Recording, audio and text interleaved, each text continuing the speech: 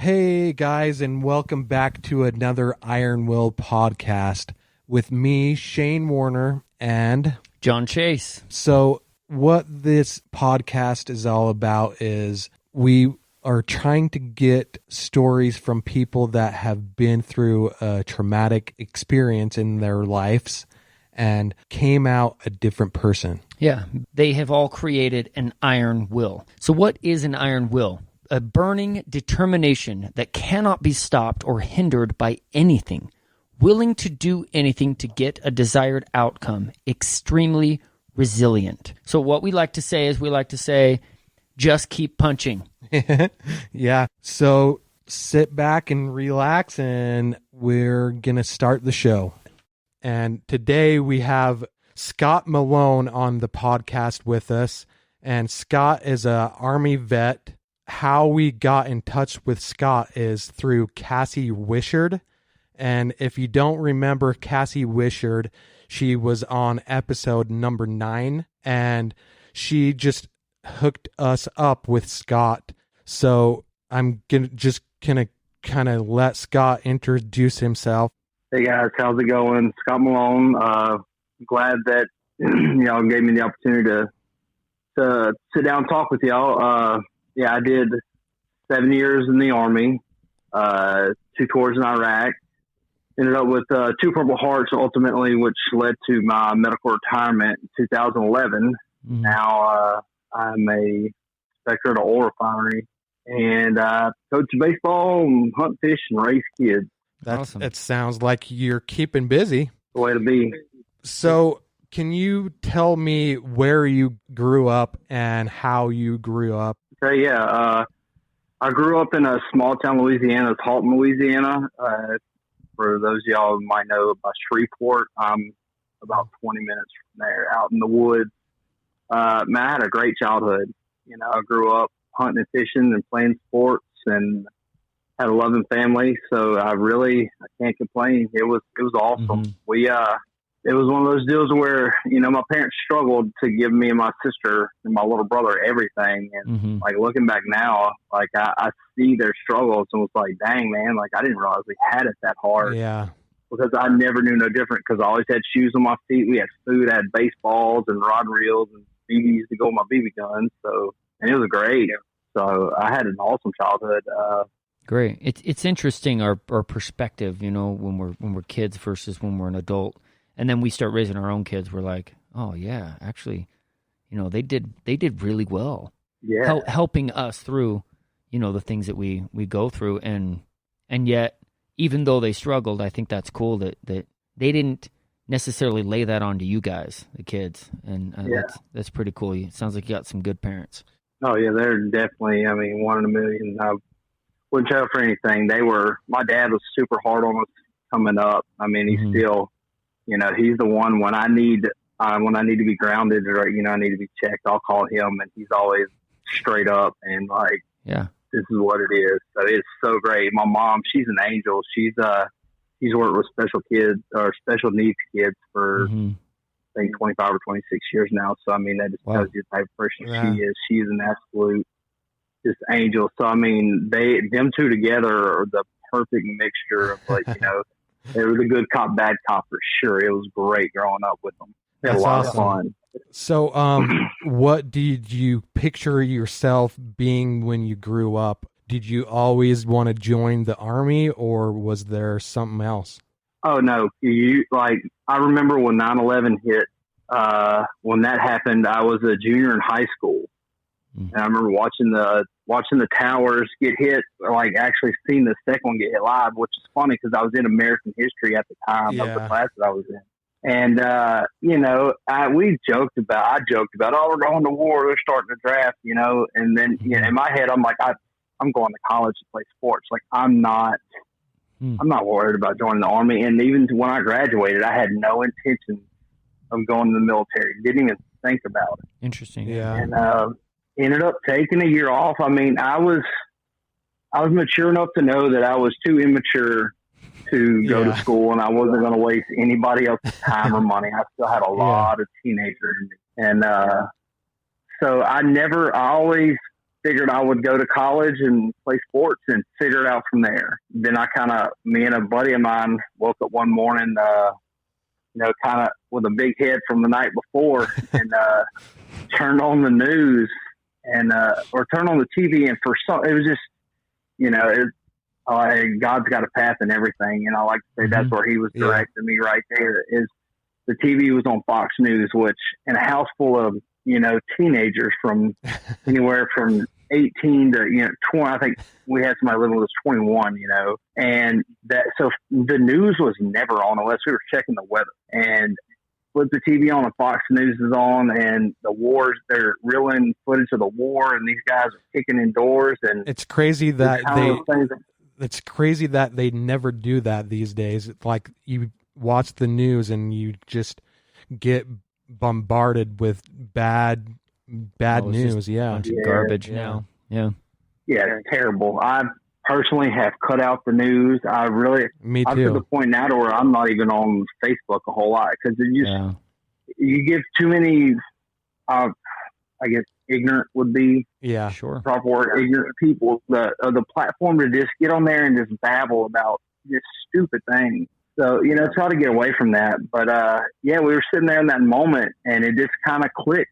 And, my dad had always been like, if you ain't going to college, you need to go in the Army or you need to go in the military.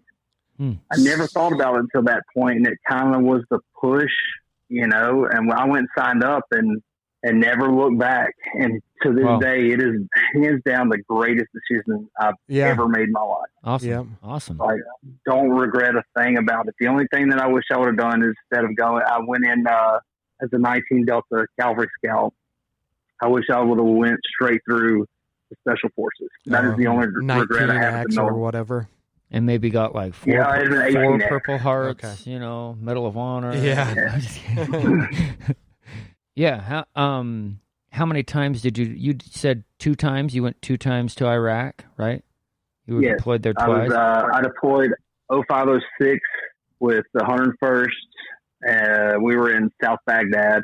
And then I went back in 09 and 10 with the 1st Armored Division. So my first tour, 0506, was 9 months? Yeah. No, it wasn't. Started 9 months, I think, when I got hit.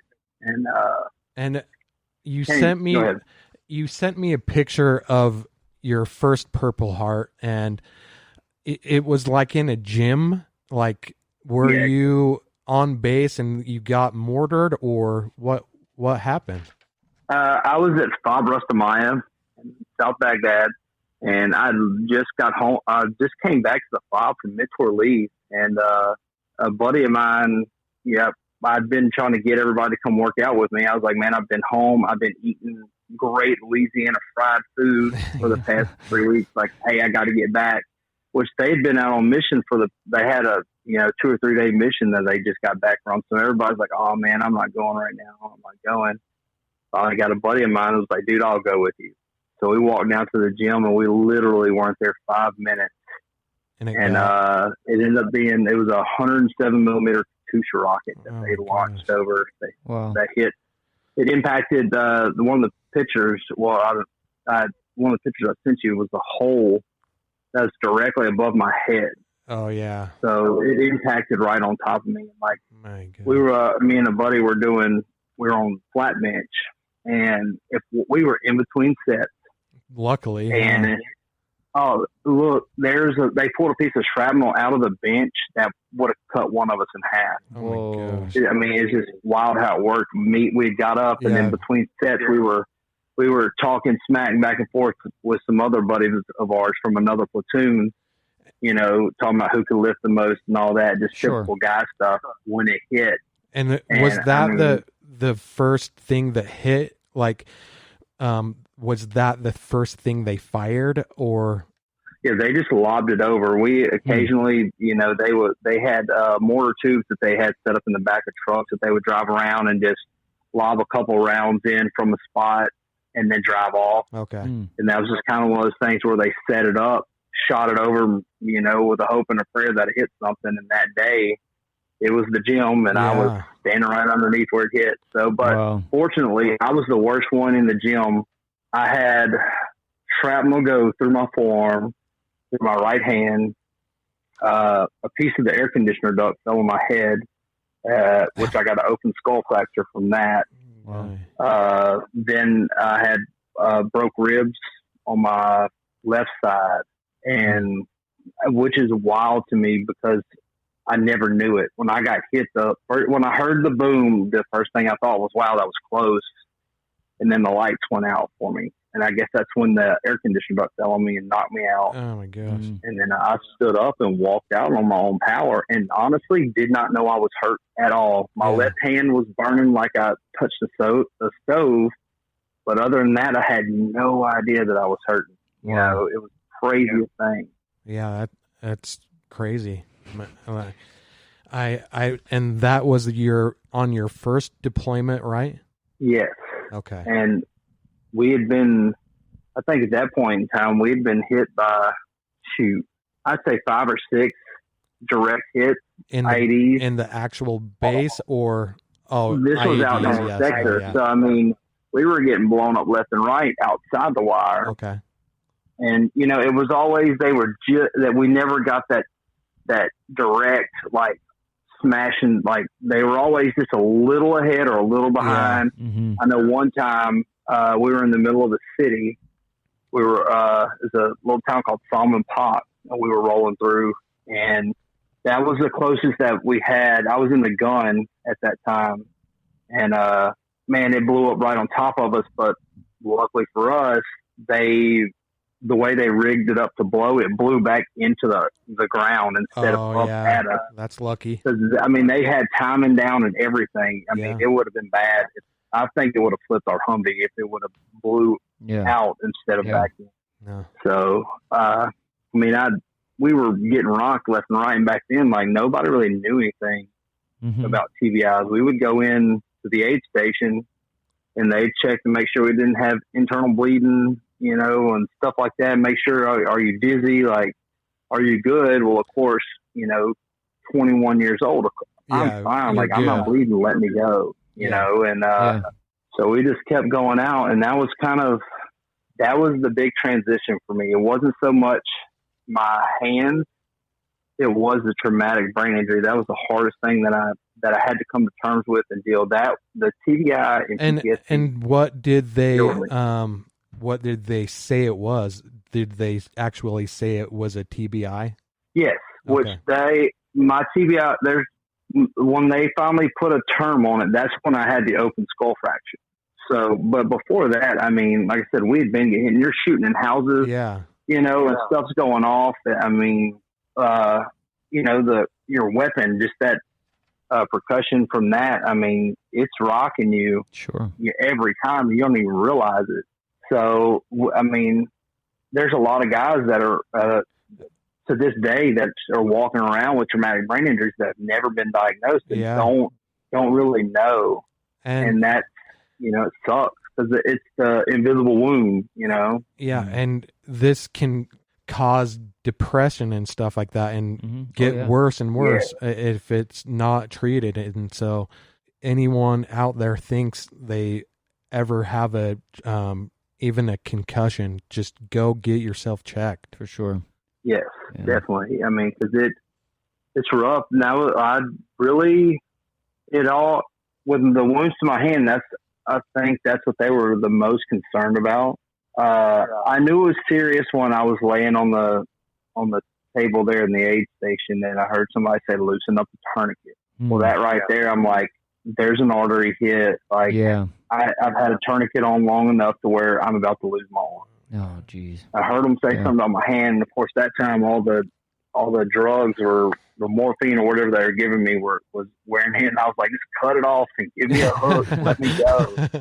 You know, I just, at that point in time, and it's so funny, like, I was not worried about me. When I got hit, I remember my squadron commander walked up and he was like, "Malone, you're going to be fine. Hey, you're good. You know, hang in there. They're going to take care of you." And I'm like, "Hey, sir, tell my gunner to get my truck ready to grab my stuff. Like, let's go get these guys."